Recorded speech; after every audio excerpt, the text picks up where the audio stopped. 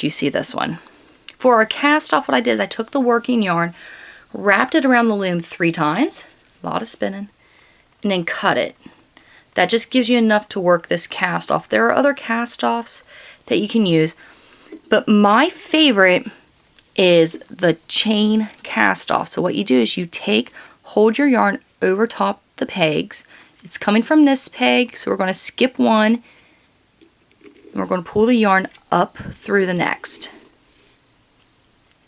We're going to go back one and pull it down. That's what you're going to do all the way around. I'll work a couple more with you, just so you can see. There we go. See what I'm doing. The yarn is now coming from this peg, so we're skipping one, going up, going back one, and going down.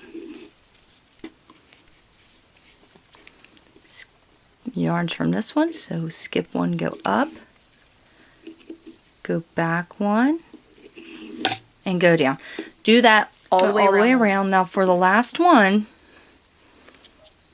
I went up through this one and down through that one and just left it like that.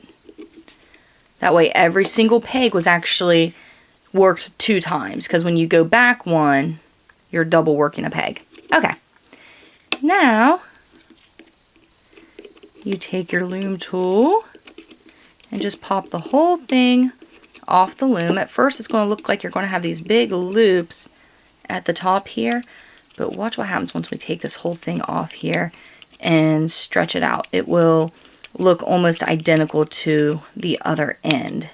And then you just take your crochet hook and kind of weave your ends down and through on the inside, cut off the edges, and you're done.